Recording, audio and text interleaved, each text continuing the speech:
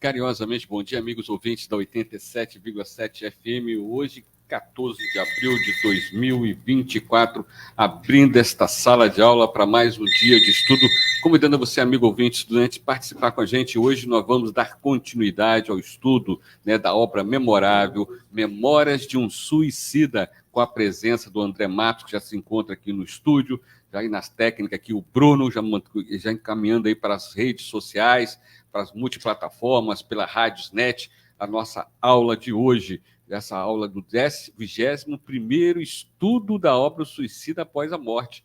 Bom dia, mais uma vez aqui presente aqui no estúdio, André. Mais um dia de estudo, né? Com essa obra memorável, né? Graças a Deus, mais um dia de estudo, e como nós estávamos comentando aqui, nós vamos estar diante de uma situação que é uma lição muito importante para todos nós. Vamos iniciar hoje essas reflexões, e aí nós convidamos os nossos companheiros, aqueles que possuem um livro, que possam também nos acompanhar na leitura. Uma boa dica, né? É isso mesmo. Você tem a obra aí em mãos, né?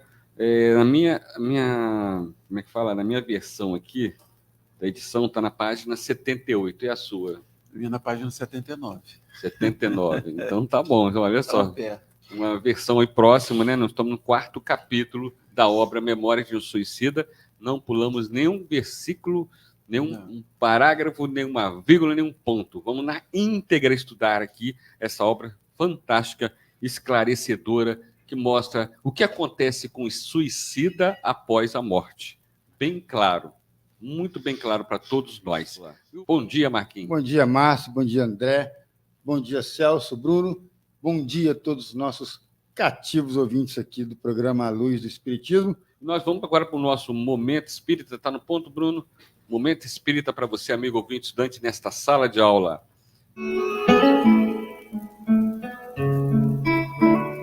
Momento Espírita.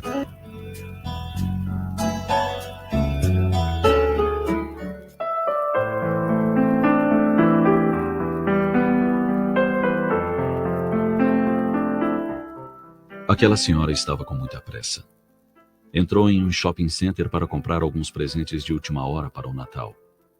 Havia muita gente ao redor e ela ficou incomodada com a situação. Pensou consigo mesma: ficarei aqui uma eternidade e tenho tantas coisas a fazer. Um tanto depressiva, ela pensava em como o Natal estava se transformando em um grande comércio. Andou rápido por entre as pessoas e entrou numa loja de brinquedos. Mais uma vez se surpreendeu reclamando dos preços. Perguntava-se a si mesma se seus netos realmente brincariam com aquilo. Partiu para a seção de bonecas. Em um dos corredores encontrou um menino de aproximadamente 5 anos, segurando uma boneca bem cara. Estava tocando seus cabelos e a segurava com muito carinho. A senhora não pôde se conter e ficou olhando a cena fixamente, perguntando-se para quem seria aquela boneca. Em seguida, se aproximou do menino uma mulher a quem ele perguntou: "Não tenho dinheiro suficiente, tia?" E a mulher lhe falou impaciente: "Você já sabe que não tenho dinheiro suficiente para comprá-la." Depois disse ao menino que permanecesse onde estava enquanto ela buscava outras coisas que lhe faltavam, e o menino continuou ali, segurando a boneca com muito carinho. Após algum tempo, a senhora se aproximou e perguntou-lhe para quem era a boneca, e ele respondeu: "Esta é a boneca que minha irmãzinha queria muito ganhar no Natal." Ela estava certa de que a ganharia neste Natal, disse o garoto com certa tristeza. A senhora se compadeceu e disse ao menino que no Natal levaria a boneca para sua irmãzinha. Mas ele falou: "Não, a senhora não pode ir onde minha irmãzinha está. Eu tenho que entregá-la à minha mãe para que ela leve até a minha irmãzinha." "E onde está sua irmã?" perguntou. O menino, com um olhar de tristeza, disse: "Ela se foi com Jesus. Meu pai me disse que a mamãe irá encontrar-se com ela em breve." A mulher sentiu um grande aperto no coração e o menino continuou: "Pedi ao papai para falar com a mamãe para que ela não se vá ainda. Disse-lhe para pedir a ela que espere até que eu volte do shopping." Em seguida, o garoto tirou do bolso algumas fotografias que tinham sido tiradas em frente ao shopping e falou: "Vou pedir ao papai que leve estas fotos para minha mãe, para que ela nunca se esqueça de mim. Gosto muito da minha mãe, não queria que ela partisse. mas o papai disse que ela tem que ir encontrar a minha irmãzinha. Enquanto o pequeno olhava a foto, a senhora tirou da carteira algumas notas e pediu a ele que contasse o dinheiro novamente. Ele contou outra vez e disse satisfeito: "Estou certo de que será suficiente. Agora posso comprar a boneca." E disse ainda: "Eu acabei de pedir a Jesus para que me desse dinheiro suficiente para comprar esta boneca para a mamãe levar até minha irmãzinha. E ele ouviu a minha oração. Eu pedi ainda para que o dinheiro fosse suficiente para comprar também uma rosa branca para minha mãe. E ele acaba de me dar o bastante para a boneca e para a rosa. Sabe, minha mãe gosta muito de rosas brancas." Em alguns minutos, a tia do garoto voltou e a senhora se foi. Enquanto terminava suas compras, agora, com a disposição bem diferente, ela não conseguia deixar de pensar naquele menino. Rádio Nossa FM, a sua rádio. Quem não é visto não é lembrado. Agência de Comunicação Estúdio H ajuda você a divulgar a sua empresa. Planejamento, criação, desenvolvimento de materiais de comunicação e gerenciamento de redes como Facebook e Instagram. Agência de Comunicação Estúdio H. Nossa missão é criar. Telefone WhatsApp 988397246. Rua Dr. Valmir Peçanha, 155, Sala 101, Centro, 3 Rios. A Ocular e Ótica está pronta e modernizada para lhe oferecer as melhores condições para você comprar ou atualizar seus óculos. Oferecemos exame de vista com hora marcada. Temos um variado mix de armações, sempre com o menor preço. Nosso crediário próprio é bem prático. A Ocular e Ótica se tornou a preferida na cidade pelo atendimento. Estamos no Shopping Três Rios, loja 108, Praça da Autonomia, pertinho do Banco Itaú da Praça. Livraria Espírita Francisco Cerqueira. Conheça nossa extensa literatura adquirindo as obras espíritas em nossa livraria. A Livraria Francisco Cerqueira fica na rua Dr. Valmir Peçanha, número 87, centro da cidade. Telefone 2252-0230 e participe também do Clube do Livro. A Rádio 87,7 FM está apresentando A Luz do Espiritismo. Muito bem, retornando aí depois dessa bela mensagem edificante. Então vamos entrar na obra, né, André? Estamos aí no capítulo 4 da obra Memórias de um Suicida, tá bom? E vamos lá então, olha só, que está aqui para a gente começar a estudar nessa manhã de domingo. Só muito mais tarde nos foi outorgada a satisfação de receber as visitas dos entes caros que nos haviam precedido no túmulo. Mesmo assim, porém, deveríamos contentar-nos com aproximações rápidas, pois o suicida está para a vida espiritual como sentenciado para a sociedade terrena. Não tem regalias normais. Vive em plano expiatório penoso, no qual não é lícita a presença de outrem que não os seus educadores, ao passo que ele próprio, dado seu precário estado vibratório, não logrará afastar-se do pequeno círculo em que se agita, até que os efeitos da calamitosa infração sejam totalmente expungidos. É o que nós tínhamos já visto no último encontro, que trata, e a gente vai lembrando que trata da importância da oração para os suicidas, né? Foi a principal temática do nosso último encontro. E aqui, quando ele cita nesse parágrafo, nós vamos observar o quê? O suicida é um doente da alma. Como todo doente da alma, ele precisa de restrições.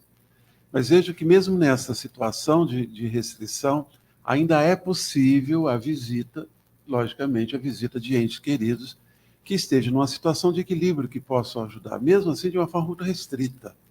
Então veja que as restrições... que partiram para a espiritualidade, sim, né, André? Não sim. estão na Terra. Sim, e vejam que as restrições, elas não são um cerceamento ao livre-arbítrio, à vontade desses espíritos, não. É como qualquer um de nós que estamos numa UTI e às vezes não temos condições de receber visitas, várias visitas, são poucas pessoas que podem nos visitar. Então veja que o tratamento é o mesmo. Você está doente, enquanto doente você precisa de um tratamento e aquele tratamento exige que você tenha restrições. Então, até que, veja que no final ele diz assim, até que os efeitos da calamitosa infração sejam totalmente expurgidos, até que você cure a alma. Enquanto você não está curado, você não pode receber plenamente as visitas. E nem pode se deslocar praticamente dali. Sim. Vamos lembrar que esse hospital ele está no ambiente vibratório do umbral. Então, com restrições vibracionais. É um ambiente que ali dentro do hospital é protegido, é outra vibração, mas fora dali, ele é um hospital próximo ao Vale dos Suicidas. Então, nós vamos entender que fora daquele ambiente, você vai ter todas aquelas vibrações infelizes que só dificultariam a condição e aumentariam o sofrimento deles. Então, veja, todas essas restrições, elas existem, a gente precisa entender que elas existem em benefício aos doentes. E aí, o próximo parágrafo, se você não se importa, eu gostaria de ler, lembra muito bem o que está em Mateus, né? E serás atado de pés e mãos, lançado nas trevas exteriores, onde haverá choro e ranger de dentes. Dali não sairás enquanto não pagares até o último ceitil. Avisou prudentemente o celeste instrutor desde muitos séculos. Interessante o Camilo ter colocado essa passagem do Novo Testamento, porque realmente ela define e resume a situação desses espíritos. O que é que você está atado de pés e mãos? Você não tem a liberdade de ir e vir, você está preso. E é o que acontece ali. Está em tratamento, né? Está em tratamento. E esse tratamento faz com que você tenha limites, de atuação em seu benefício. Até pela questão, né, o André, antes estavam, né, cometeram suicídio, foram parar no Vale dos Suicidas. Lançado, né, nas trevas exteriores, onde haverá choro e ranger de dente, é o que nós temos lá. Exatamente. É a mesma coisa. Então, vejam que a gente precisa ter esse olhar e buscar essa similaridade com o que acontece com os doentes, aqueles doentes mais doentes aqui também nos hospitais. Você está numa UTI, né, já falei, às vezes que eu estive também na UTI ali, eu tive que seguir calmamente todo o tratamento. Tem algumas pessoas até se revoltam, tem alguns que não gostam, dificultam o tratamento por não perceberem a importância daquele momento que você está ali. E é o que acontece, às vezes, com muitos desses espíritos. E o legal também, né, depois desse resgate, desse socorro, tratamento, você ainda tem o lenitivo de receber visita de entes caros. Sim. Que precederam a espiritualidade. Sim, e nós vimos no último encontro, aqueles que fazem a oração, que pensam, eles têm lá uma tela, eles têm lá um instrumento que permite eles perceberem aqueles que lembraram, aqueles que oraram. Por isso que nós falamos na semana passada no encontro passado, da importância da oração para o suicida, que é uma coisa que a doutrina espírita realmente ventila e fala. Ela diferencia das outras, sim, né? Porque as outras falam que o suicida não precisa de oração. Não, porque já está naquele lugar. Porque já está condenado, já está sacramentado o destino dele eternamente. E a doutrina espírita ela vem esclarecer, vem dar uma luz a que nenhuma outras doutrinas dão essa luz, né? Essa esperança, essa chama que dá para o suicida como a doutrina espírita. Explicando, né? Como vem explicando aí as consequências, né, Marquinhos? As consequências. As consequências, mas nada também nada boas. Mas o que o Marquinhos falou é uma coisa interessante, nós já falamos aqui, mas não é eterno. Não é eterno. Sim. É a expressão do amor de Deus para qualquer dos seus filhos, mesmo aqueles que possam ter tomado uma decisão infeliz como essa. Agora, a pessoa comete suicídio achando que não vai ter vida após o suicídio. Isso que é o lance. E aí que está o grande problema. Mas aquilo que nós já falamos aqui, a importância da divulgação da doutrina espírita, de uma forma muito clara, que possa chegar às pessoas com carinho, esclarecer e mostrar que a vida continua. E que a vida, aquilo que nós estaremos vivendo depois da morte, terá toda a consequência de como a nossa consciência chega. Se eu chego com a minha consciência doente, eu serei um doente. E como doente, eu vou sofrer a consequência desse estado até o tratamento. E o suicídio é aquele que chega num estágio, e você falou, uma condição de muita infelicidade. Até o tratamento. Até o tratamento. Ou seja, tem tratamento. Tem tratamento. As consequências são ruins, mas tem tratamento. Diferente daquele que as consequências não são ruins, são péssimas e não tem tratamento. Não tem tratamento. A diferença é muito grande disso. E aí está o Consolador. E aí também entra o quê? O tempo. Isso, o tempo. O tempo. O tempo. E aí entra, eu sempre falo que é a parábola que me move nessa vida, é a parábola do filho pródigo. Exatamente. É o filho que volta. Esses espíritos não que é... foram atendidos aqui, eles chegaram numa situação, como o filho pródigo, de não estarem se alimentando nem com a comida que era dada aos porcos. Aí resolve voltar, o que acontece? O pai de braços abertos. Não é Deus que vem te buscar, não. Você que tem que tomar atitude. Ele está lá. Você tem que tomar atitude. O filho pródigo, ele volta para o pai. Volta o pai. O pai está de braço aberto. Sempre esteve ali de braço aberto. Mas enquanto ele não quiser voltar, o pai não vai te obrigar. Justamente. Essa é a diferença crucial do conceito. Exatamente. Respeito do livre-arbítrio. Sim. Respeito do livre-arbítrio, como nós vamos ver na sequência aqui. Mas essa é a diferença crucial. É por isso que é o Consolador. Porque elimina qualquer conceito de eternidade, seja de céu, seja de inferno. Daquele céu que você não faz nada e do inferno que você tem um sofrimento.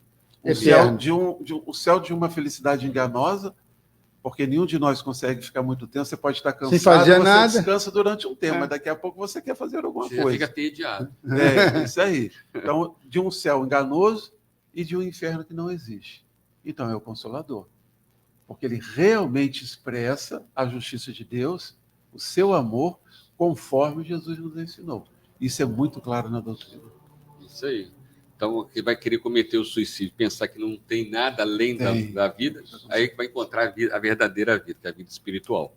Aí, dando sequência aqui, 2 acontecimentos de profunda significação para o desenvolvimento de nossas forças no ajustamento ao plano espiritual verificam-se logo nos primeiros dias que se seguiram a nossa admissão ao Magno Instituto do Astral. Dedicaremos o presente capítulo ao mais sensacional, reservando para o seguinte a exposição do segundo, não menos importante, por decisivo na lição em que então nos ofertou. Nós queríamos chamar a atenção daqueles que vamos acompanhar, porque nós não vamos ver, não dá tempo de ver tudo neste encontro, provavelmente mais uns 2 encontros, mas chama a atenção dos nossos ouvintes para que possam acompanhar, façam a leitura, porque é uma lição muito importante essa que nós vamos ver mais adiante. O André até propôs aqui, Marquinhos, Celso, eu acho que vou fazer uma palestra em cima desse capítulo específico do Jerônimo, né? Os Jerônimos, como é que é? Os Jerônimos que nascem em nós? Como é que é? Não, porque eu até anotei aqui na frente, rapaz. Para título de palestra a gente é bom. Para falar, não, mas para título a gente é bom. É o Jerônimo que habita em nós. Nós vamos propor daqui a pouco o Jerônimo que habita em nós. Porque falei, para título a gente é bom. Para falar, nem tanto, mas e aí, é um bom começo. Então, aí continua. Quebra o galho. Quebra o galho. Então, certa manhã, apresentou-se-nos o jovem Dr. Roberto de Canalreiras a participar nos que éramos convidados à importante reunião para aquela tarde, devendo todos os recém-chegados se avistarem com o diretor do departamento a que estávamos confiados no momento, para esclarecimento de interesse geral. Então, uma visita importante do Roberto. Né? Sim, do Roberto, avisando que vai haver mais à frente uma reunião com o diretor do departamento para tratar de orientações, de esclarecimentos de coisas importantes. Mas há alguém preocupado com uma outra situação que deseja não participar. Aí você pode contar a nossa história. Aí, dando continuidade na obra, Jerônimo, cujo mau humor se agravava assustadoramente, formalmente declarou não desejar comparecer à reunião, pois que não se supunha obrigado à obediência serviço, pelo simples fato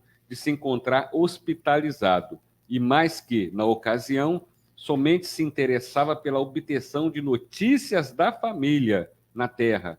Roberto, porém, declarou delicadamente, sem mostrar de quaisquer agastamento, que era portador de um convite, não de uma ordem, e que por isso mesmo nenhum de nós seria forçado a anuir.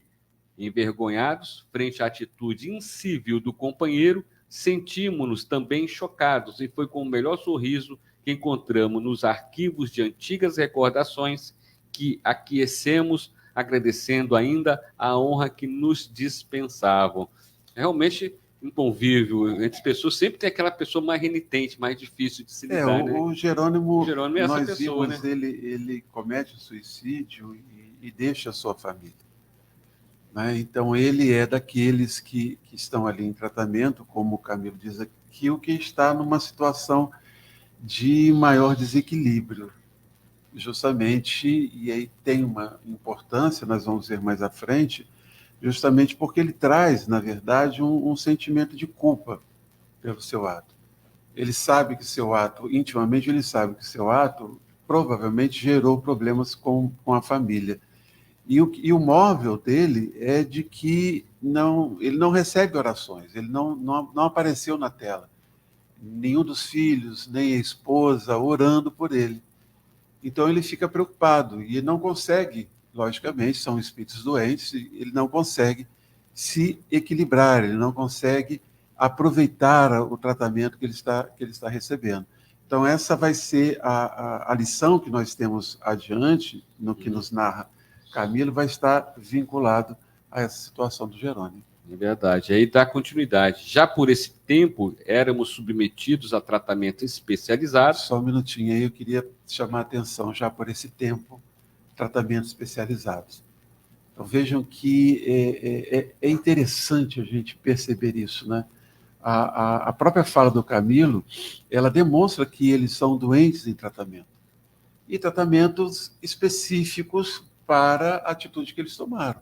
Sim, sobre o suicídio. Sobre o suicídio, a morte voluntária. Então vejam que é algo tão infeliz de escolha que é necessário, depois que eles se equilibram e têm, no mínimo, condições de serem atendidos, um tratamento especializado. Então vamos imaginar algumas doenças que nós temos aqui na Terra e que existem tratamentos específicos para elas. Então, a mesma coisa com eles. Então, é diferente das outras situações, de outros estados de consciência, que por escolhas infelizes nossas nessa existência, a gente possa ter um período de sofrimento no umbral. Um período de um tempo para pensar. Né? É diferente ali.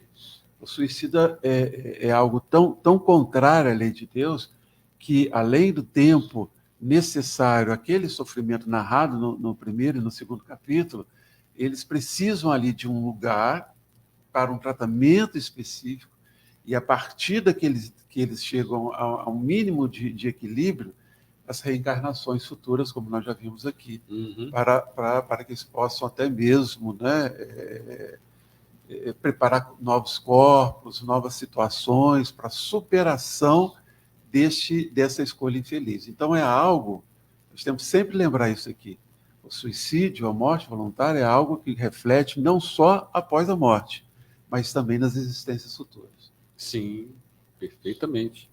E aí coloca, do qual adiante trataremos e com qual igualmente não concordara o antigo irmão da Santíssima Trindade de Lisboa, assim que soube ser a terapêutica fundamentada nas fontes magnético-psíquicas, assuntos que absolutamente não admitia. Quer dizer, tratamentos diferenciados que ele não quer admitir, porque na Terra... Nem isso. Só para mostrar como o Jerônimo também estava em desequilíbrio. Quer dizer, nem esse tratamento. Ele não conseguia...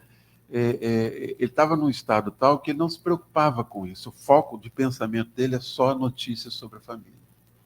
Estava obcecado, né? Não obstante insofrido e displicente, dirigiu-se ao bondoso facultativo logo após o incidente, disse, esquecido já da lamentável atitude anterior. Quer dizer, um desequilíbrio, né? Porque ele confronta, o Camilo mostra, o Camilo faz questão de mostrar o estado em que Jerônimo está. Então, para eles ali, a forma como ele se dirigiu ao Roberto, foi, como ele escreveu aqui, foi uma atitude incivil, quer dizer, sem civilidade, sem educação. E aqui ele reforça novamente esse estado dele. É uma técnica de um romancista, de um escritor, Sim. Para firmar um aspecto importante no que vem adiante. E aí o Jerônimo, né? O espírito Jerônimo cometeu suicídio, que está com saudade da família, né, pede agora, né? Senhor doutor, um obséquio inestimável. Venho pensando em obter de Vossa Excelência, confiado nos sentimentos generosos que, de certo, exornam tão nobre caráter. Roberto, né, de Canarreiras, que com efeito, antes de ser um espírito convertido ao bem, dedicado ao operário da fraternidade, teria sido na sociedade terrena, na sua última encarnação, perfeito cavaleiro. Esboçou sorriso indefinível e respondeu: estou ao seu inteiro dispor, meu amigo, em que deverei atendê-lo. Aí veio o pedido do Espírito Jerônimo. É que tenho necessidade imperiosa de encaminhar certa petição à benemérita diretoria desta casa. Aflijo-me pela falta de informes de minha família, que não vejo há muito. Nem eu sei há quanto tempo. Em vão tenho esperado notícias, e já não me restam forças para sofrer no peito as ânsias que me dilaceram. Desejo obtenção de licença da muito digna diretoria deste hospital para ir até minha casa, certificar-me dos motivos que ocasionam tão ingrato silêncio. Não sou visitado pelos meus, não recebo cartas. Será possível a Vossa Excelência encaminhar um requerimento ao senhor diretor? Não proibirão de certos regulamentos internos a atitude que desejo tomar? Então, o que nós vemos nessa fala do Jerônimo? Primeiro, o que nós vimos no encontro passado, a questão da oração. A oração para o suicida, um ente querido, um amigo, alguém, eles têm acesso a essa preocupação, a oração, através de telas como das nossas televisões. E ali aparece a imagem das pessoas que estão dirigindo essa oração. E ele não recebe notícia, ninguém da família. E ele se preocupa por quê? Porque, na verdade, no íntimo, ele traz esse sentimento de culpa pela escolha que ele fez, porque ele tem, como todos os outros, a consciência de que está vivo. Ele não morreu. E aí, no fundo, é um sentimento de culpa, porque ele imagina a dificuldade que ele deixou à família. E aí ele quer saber o que está acontecendo. Então, há as duas questões. Ele não tem notícia, e isso mexe com a questão emocional, porque aqueles que oram, já foi percebido e entendido que aqueles que oram são aqueles que têm um sentimento de carinho, de preocupação, e ele, poxa, nenhum dos meus filhos, nem minha esposa está acontecendo alguma coisa. E aí ele quer saber notícias como uma forma até também de aliviar o seu sentimento de culpa. Claro. Então vejam que é compreensível. Mas às vezes é uma cultura também. Em que sentido? Dos laços de família? A cultura familiar e humana. Sim, que com o suicídio não adianta, e alguma religiosa também, que não adianta mais fazer depois da morte um tipo de oração. Então a família. Isso pode pesar. Isso pode pesar. Mas eu creio com você com toda seriedade, Marquinhos. Mesmo aqueles que fazem parte de outra filosofia, outras filosofias religiosas que indicam esse tipo de procedimento, no íntimo eles pensam, no íntimo sentem saudade. Sim. É aquela coisa que a grande maioria das pessoas trazem sabem que a vida continua. A vida não se encerra com a morte.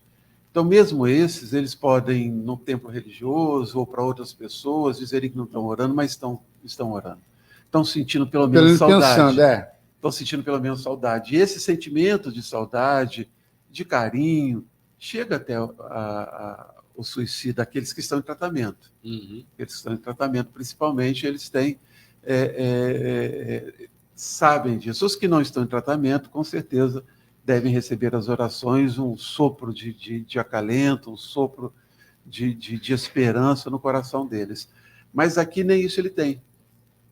Então, eu, pelo menos, interpreto que são esses dois sentimentos que são motivos. Ele quer saber o que está acontecendo, porque, no fundo, ele traz esse sentimento de culpa. E por quê?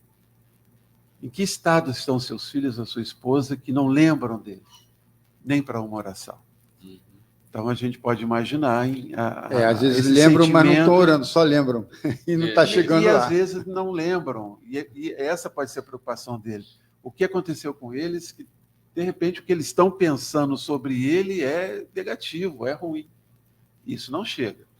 Isso eles não permitem chegar até, porque dificultaria o tratamento. Só para que a gente reforce um pouco os motivos do Jerônimo. A gente entender a situação daquele espírito naquele momento. E aí dá continuidade aqui. Como vemos pelo exposto, o pobre ex-comerciante do Porto parecia não fazer ideia muito justa da situação em que se encontrava, a mais do que os companheiros de domicílio. Perdia-se na desordem mental entre os estados terreno e espiritual. Está ligado à sua última experiência. E aí, de novo, fugiu dela, espírita, né? Fugiu dela. E, de novo, a doutrina espírita que nos indica que nós não morremos e que as escolhas, né, que nós vivemos, nós deveríamos estar vivendo aqui, as experiências, o aprendizado, que são alimentos para a alma. Porque é o que vai significar, é o que vai estabelecer padrões de felicidade ou de infelicidade após a morte. Apenas isso. Então, a doutrina espírita nos indica a necessidade de uma vida plena, não apegado à transitoriedade da matéria, e sim à nossa realidade de espírito. E é interessante como é difícil para nós, mesmo nós espíritas, como a influência da matéria e do externo, como a gente se preocupa tanto com o externo, que essa influência ela é muito forte ainda para espíritos na nossa condição evolutiva.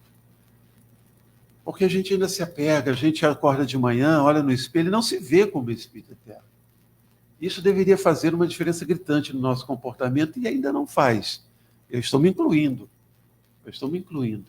Mas, e aí, Kardec, conhecedor da nossa condição, o que ele diz? Olha, alunos, estudem, leiam, releiam, porque só um estudo sério e continuado para nos ajudar a fixar o conhecimento, para que aí sim a gente possa criar um hábito de comportamento. Manter a superficialidade na doutrina espírita, não vai uma crítica aqui, mas a gente percebe a dificuldade que as pessoas têm de estudar. Nós nos acostumamos, e às vezes não vai uma crítica, mas uma observação, também as casas espíritas, que às vezes nós estimulamos isso nas pessoas. Elas vão, assistem a uma reunião pública, tomam um passe e vão embora para casa. É a mesma coisa que na missa, assistir a missa, pegar a hóstia, a água que o padre a gente passa jogando na gente lá e ir embora para casa. Sem nenhum compromisso com uma transformação. Sem nenhum compromisso com uma mudança interior. Sem nenhum compromisso com aquilo que você está estudando, que às vezes ali o orador não tem tempo naquela uma hora de aprofundar. A busca por um aprofundamento daquelas reflexões devem ser nossa. E hoje, você tem programa na rádio, você tem no YouTube, você tem palestras, as casas espíritas, o Celso lê aqui, não tem um dia na semana que você não possa ir. Na terça-feira passada, assistindo a palestra da Graça Lazarino, nós recebemos a visita do nosso querido Marco Aurélio, e ele estava falando que ele estabeleceu para si, sábado, domingo é família, mas segunda a sexta ele vai a uma casa espírita. E colabora, e participa. Por quê? Porque nós temos, de segunda a segunda, nós temos casas espíritas aqui abertas com atividade de evangelização, mocidade, de estudo em grupo, fora o que a gente tem hoje de acesso pela internet. Então, é um compromisso que a gente precisa ter, senão nós vamos chegar mesmo quando você fala, Marquinhos, a gente anota assim, a importância dos laços de família, nós vamos sentir saudade. Claro. Nós sentimos saudade dos nossos entes queridos. Ontem eu estava com a minha esposa, aguardando a filha no cinema lá, e de repente, no bate-papo, eu fui me lembrar dos meus padrinhos, que eu tive 2 padrinhos maravilhosos, padrinha, madrinha. Lembrei dos meus avós, daqui a pouco estou me emocionando. Claro. De saudade daqueles entes muito queridos, que às vezes você, no dia a dia, você nem pensa. Então, os laços de família são importantes. É o que também move o nosso Jerônimo. Então, a saudade, ela é natural, mas a gente precisa. Nós recebemos uma bênção que talvez a gente só venha reconhecer muito tempo depois, que é estar na doutrina espírita nessa existência. Depois do pedido de Jerônimo, né, o doutor Roberto, o Roberto fala: absolutamente, meu caro, não há proibição. O diretor deste estabelecimento terá satisfação em ouvi-lo, afirmou o paciente médico. Farei então hoje mesmo o requerimento. Encaminharei verbalmente a solicitação e Joel participá-lo-á do que ficará resolvido. Cerca de 2/4 de hora depois, Joel volta à enfermaria a fim de comunicar ao aflito doente que o diretor convidava-o a apresentar-se pessoalmente ao seu gabinete. Vinha, porém, pensativo e descobrimos um acento de pesar em seu semblante, geralmente límpido e sorridente. Alguma coisa preocupou o Joel. Mas segue. Para de pedir spoiler, rapaz. Fica me olhando pedindo spoiler. Não. Nosso companheiro que, como é sabido, era, dentre os 10, o mais rebelde e indisciplinado. Foram 10 resgatados no Vale do Suicida, né? Exigiu que Joel devolvesse o terno de roupa tomado à entrada, pois repugnava-lhe apresentar-se ao gabinete do maioral envolvido num feio sudário de enfermaria, tal como nos encontrávamos todos. Agora, eu achei isso muito Isso interessante, é importante, né, rapaz? Eu achei isso aqui muito interessante, não só para mostrar a condição que ele se encontrava, ele queria tanto também que ele não queria se apresentar de uma forma como um doente e tal. Ele pede um terno. Que terno, rapaz? Da onde saiu esse terno? O estudo do perispírito e do pensamento na espiritualidade é uma coisa muito interessante, porque é o terno que ele se encontrava, né? Provavelmente o terno que ele foi enterrado, o terno que ele usava para cometer o suicídio, dentro da sua condição de comerciante, mesmo tendo perdido o dinheiro, tendo falido, isso levou ele ao suicídio, né? Vergonha levou ele ao suicídio. Ele quer, primeiro, mostra a condição dele. Eu preciso me apresentar bem, porque é aquela coisa da imagem de você, para que eu possa convencer aquele responsável para deixar eu ver minha família. E veja que a criação mental, ela cria realmente roupas, cria objetos, né? Quantos espíritos aparecem lá de bengala, de óculos, aquela coisa toda. Se eu tiver que aparecer para vocês aqui na reunião, aliás, todos nós, menos eles, nós vamos ter que aparecer de óculos, mesmo não precisando mais de óculos na espiritualidade. Porque aquilo nos define também, até para facilitar o reconhecimento. Então, a própria roupa. A própria roupa é uma construção fluídica pelo pensamento, como ele se encontrava lá, e esse elemento ele permanece. Esse elemento ele permanece até que seja esquecido pelo espírito. Sendo esquecido, sendo não mais necessário, ele vai voltar ao elemento que foi possível criá-lo. Então, o estudo do fluido, né, da força do pensamento é muito legal. Você está me fazendo lembrar aí do livro Voltei, do Irmão X. Irmão Jacó. Irmão Jacó. É que quando ele reaparece no mundo espiritual e ele se vê nu, ele fica... E aí, como é que eu faço? E aí o espírito... Não, é só você... Plasmar na rua sua roupa. Vamos pensar, tem que exercitar. E aí, realmente, ele volta àquela condição. Né? E aí, quando André Luiz se descreve, a gente vê nas obras, nas regiões de maior sofrimento, ele fala da barba que cresce, da roupa que vai rasgando. Né? Isso tudo é reflexo do próprio pensamento. É um estudo muito interessante, muito interessante. Muito interessante. Aí continua, muito sério, Joel não tentou contrariá-lo. Devolveu-lhe antes a referida indumentária. Saíram. Não teria transposto ainda a galeria imensa para onde se projetavam as portas dos dormitórios, eis que o jovem doutor Canarreiras e um dos nossos assistentes hindus entraram em nosso compartimento, enquanto sorridente foi dizendo o último com acento amistoso. Eu gostaria que todos prestassem bastante atenção no que vem agora para frente. Aqui nos encontramos, meus caros amigos, a fim de convidar-vos a acompanhar vosso amigo Jerônimo de Araújo Silveira na peregrinação que deseja tentar. Estamos cientes de que nenhum de vós se sente satisfeito com os regulamentos desta casa, que de algum modo intercepta noticiário circunstanciado proveniente dos planos terrenos. No entanto, será bom sejais informados de que, se tal rigor se verifica em vosso benefício, o estabelecemos, muito embora não exista formal proibição para uma rápida visita à Terra, como ides ver dentro em pouco. Então, olha só, antes de terminar, que ele vai falar mais ainda, o que nós temos aqui? Eles estão convidando a todos os outros para que possam acompanhar a experiência do Joel. Do Jerônimo. Desculpa, é do Jerônimo, a experiência do Jerônimo. Por quê? Porque vai servir de aprendizado para todos eles. Sim. E ele já define aqui, olha, não há proibição formal. Proibição formal, não. Então, nós vamos começar a ver aqui, há um respeito ao livre-arbítrio, mas há consequências. Então, já prevendo as consequências do pedido do Jerônimo, e que ele não vai abrir mão disso, o que eles fazem? Olha, vamos acompanhar. Porque aí eles vão ter condição de acompanhar o diálogo com o diretor, eles vão acompanhar de onde eles se encontram, né? Isso, da onde eles se encontram, e não só ele vai falar que mais à frente, todos os outros que foram resgatados e que estão lá em outras salas também, todo mundo vai acompanhar. Porque vai ser uma forma, e nós vamos ver na sequência, né? Provavelmente ainda não no encontro de hoje, mas vai ser uma forma de eles mostrarem o seguinte, olha, se nós orientamos a vocês ao tratamento, a um determinado comportamento, a respeitar determinadas situações, não é um cerceamento à liberdade de vocês. É porque nós sabemos o que vocês precisam.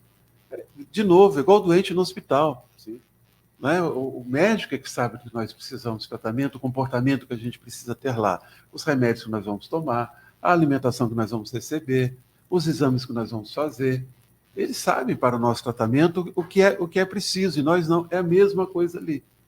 Então, como eles já estão vislumbrando pela experiência de que o que o Jerônimo vai pedir, as consequências daquele pedido vai servir de lição para todos, vai começar uma novelinha na tela de cinema para que todos possam participar. E depois, de continuidade agora, né? Vamos lá, Roberto, né, dando esclarecimento aqui, lá no ambulatório, né, onde estão os espíritos que se suicidaram, né?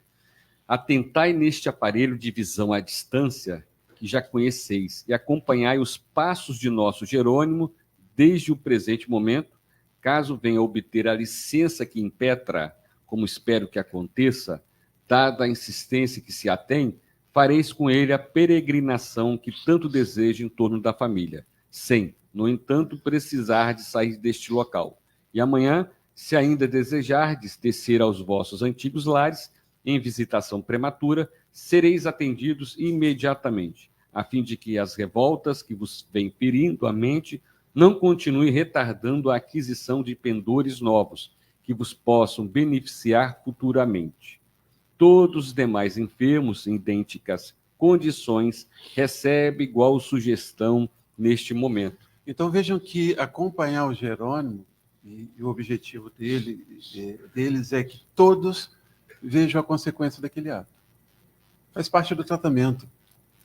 Como mesmo nessa situação em que eles se encontram, é respeitado o livre-arbítrio, isso é uma coisa muito interessante, né? Muito interessante a gente pensar.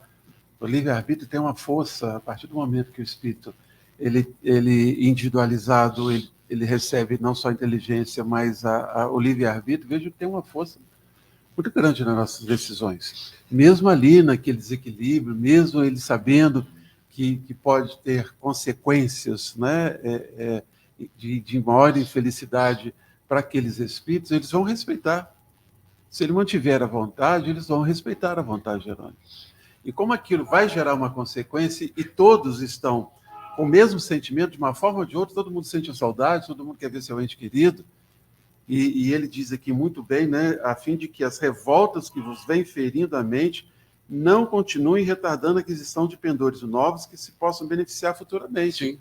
Quer dizer, esse estado mental que eles se encontram dificulta o processo de tratamento. Sim. Da mesma forma, eu sempre trago exemplo, porque não é diferente do que a gente vive aqui. Um doente que não quer tomar o remédio, não quer fazer o tratamento, porque o tratamento é difícil, se revolta. A gente tem vários casos de pessoas conhecidas mesmo que passaram pela UTI e tiraram muitas dificuldades no tratamento, porque não querem aquele tipo de remédio, aquele tratamento, porque é difícil, porque passa mal, não sei o quê, só que é necessário. E toda revolta dificulta o processo de tratamento. Então, como eles sabem que existem outros numa situação parecida, semelhante com a do Jerônimo, Vem cá, ó, vamos todo mundo aqui na tela. Assistir. Vamos seguir desde esse momento, ou seja, desde o momento que ele sai para conversar com o diretor. Então, a conversa com o diretor também é importante, nós vamos ver. A conversa também é muito importante.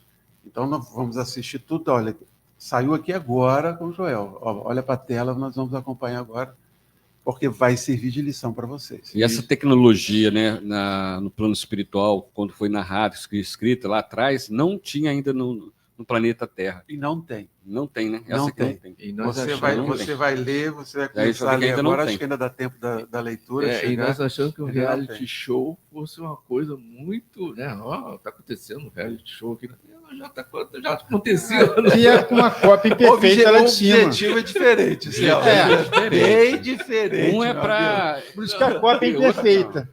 Não se Aqui uma prenda, cópia bem não se perfeita, prenda o né? reality show daqui da Terra, não, que você Não, vai essa ver da quando Terra você que- chegar na Não, espiritualidade, vamos qual que você então, vai documentário. ter. Vou botar você confinado lá. Os documentários, então.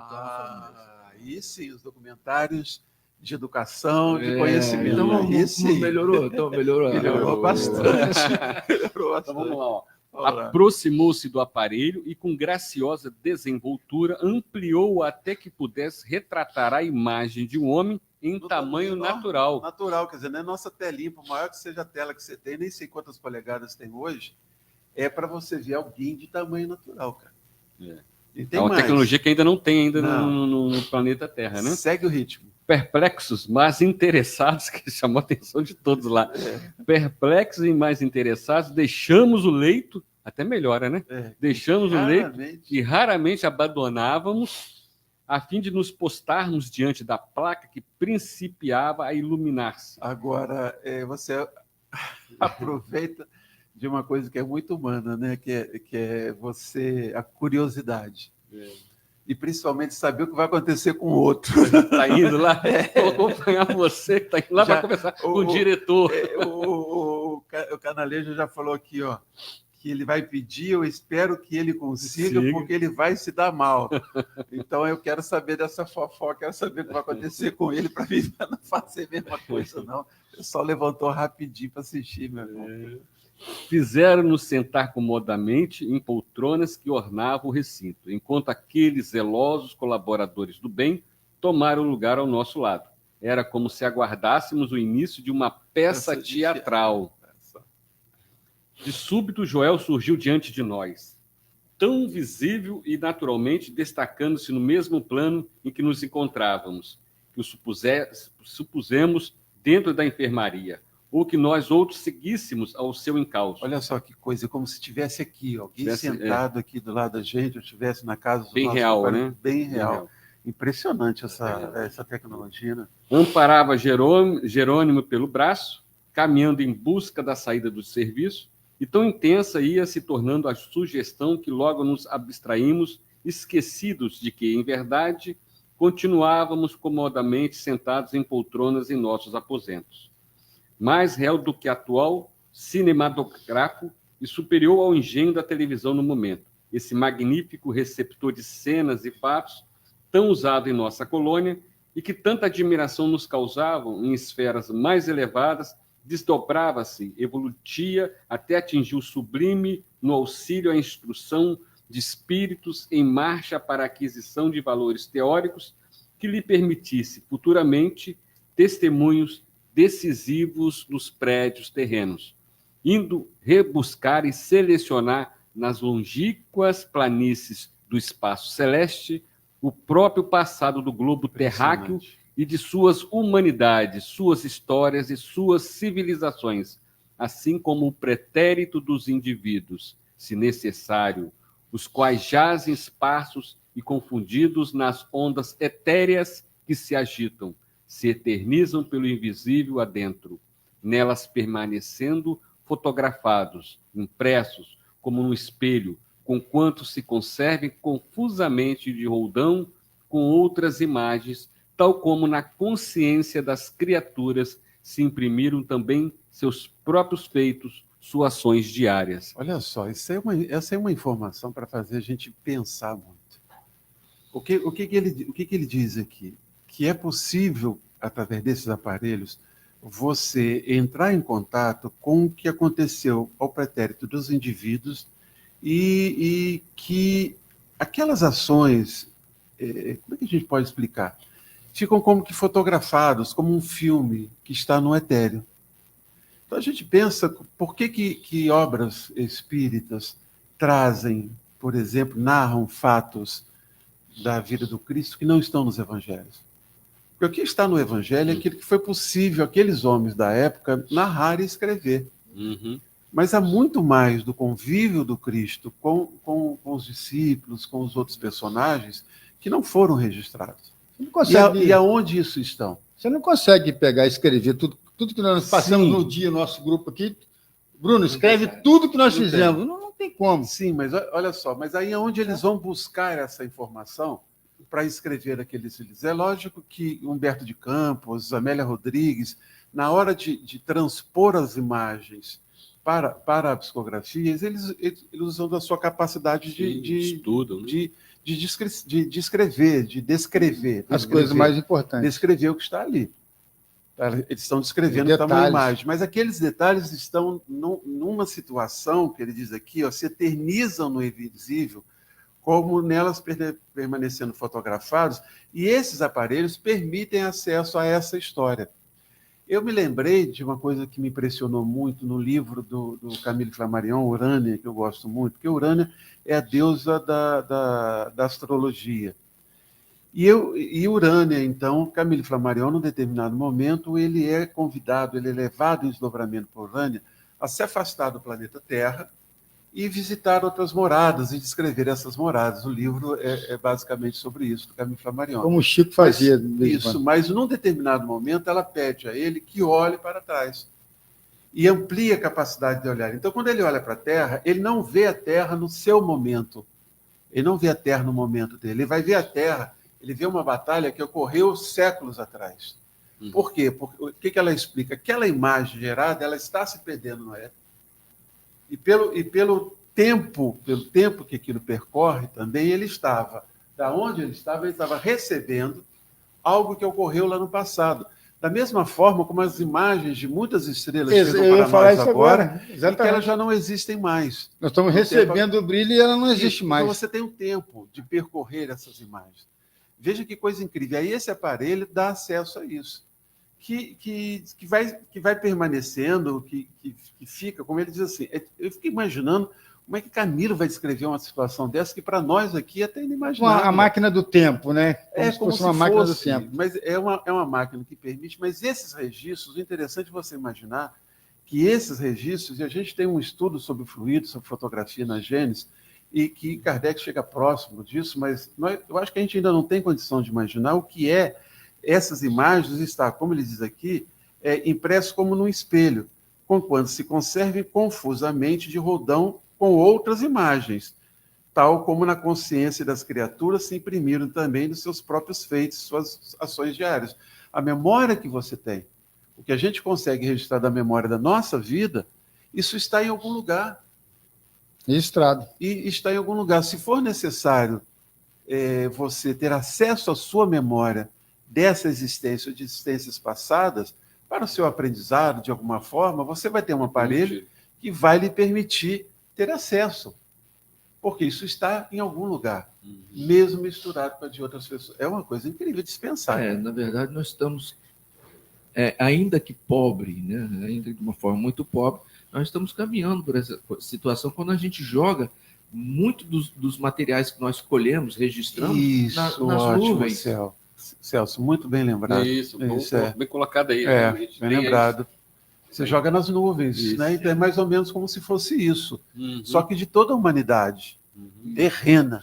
Isso. Aqui está bem claro que o próprio passado do globo terráqueo e de suas humanidades. Por isso que é possível alguns espíritos escreverem livros que tratam de momentos históricos, à luz do que é a espiritualidade, da vida de Jesus, que não está nos evangelhos, alguns diálogos que ele tem na intimidade que não está nos evangelhos. Por quê? Porque isso permanece nas nuvens, muito bem lembrado, Celso. E fora aqueles que conviveram com Cristo. Sim, justamente. Olha, quando o estudo é bom, o tempo passa rápido e nos expulsa, né, rapaz? Puxa vida. A gente vai dar sequência aí futuro, né, sobre esse diálogo agora, né, e todos acompanhando, né? Muito legal mesmo. Agradecer aí a novelinha que a gente vai ter. Agradecer aí a participação ativa, né, de todos aí na sala de aula. Suas considerações finais, André?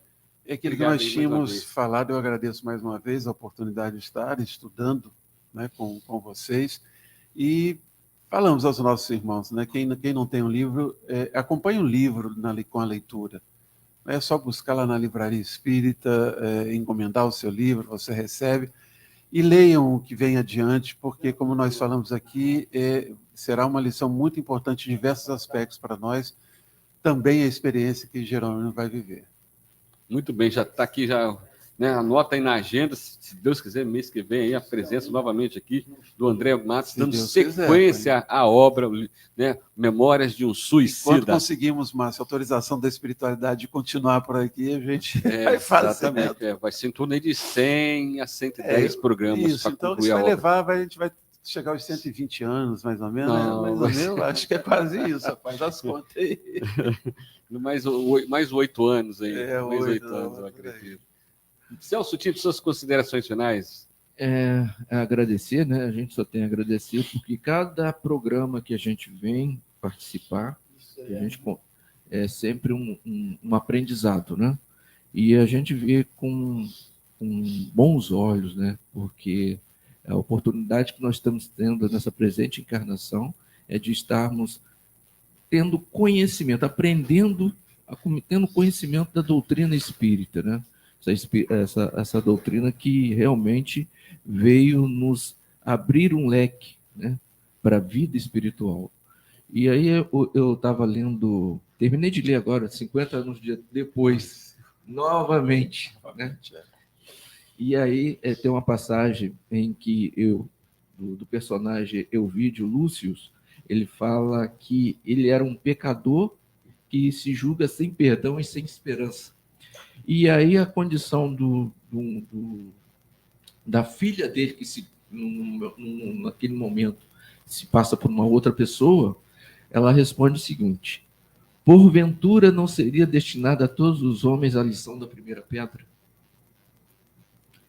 Quem poderá dizer que nunca errei? No oceano de sombras em que vivemos, Deus é o juiz supremo e, na sua misericórdia inexaurível, não pode cobrar aos filhos um débito inexistente. Então, quer dizer, estamos aqui todos na condição de aprendizes, né? Todos na condição de oportunidades dadas por esse Criador maravilhoso, que é o nosso querido, né, a força cósmica, seja lá a força suprema, a expressão que você queira usar. Que nós queiramos usar. Então, é só mais uma vez agradecer a todos e sempre lembrar, encaminhe seus filhos para a evangelização infanto-juvenil enquanto há tempo. Então, tenham todos um bom começo de semana, um bom domingo e até o próximo programa Luz do Espiritismo. Muito bem, Celso, agradecer aqui na técnica o nosso querido Bruno, mandando bem aí nas plataformas. Marco, considerações finais, um bom domingo. Todos um bom domingo. E até semana que vem, com mais um programa Luz do Espiritismo, aqui na nossa FM. Bom dia!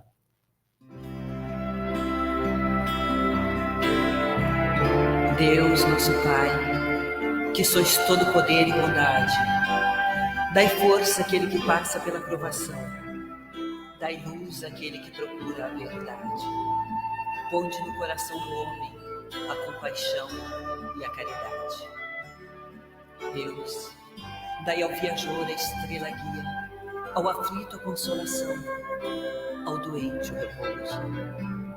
Pai, dai ao culpado o arrependimento, ao espírito a verdade, à criança o guia, ao órfão o pai.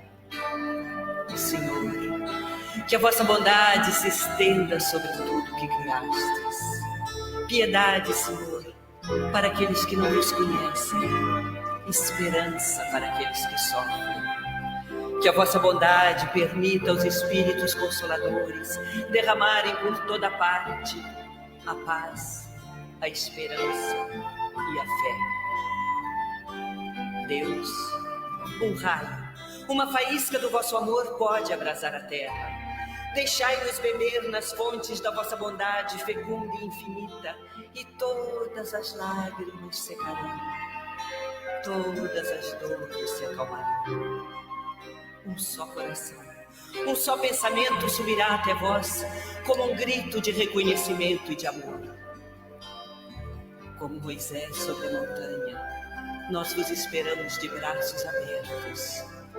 Ó bondade, ó beleza, ó perfeição, e queremos de alguma sorte alcançar a vossa misericórdia. Deus, dai-nos força de ajudar o progresso, a fim de subirmos até vós. Dai-nos a caridade pura, dai-nos a fé e a razão. Dai-nos a simplicidade, que fará de nossas almas o espelho onde se refletirá a vossa divina imagem.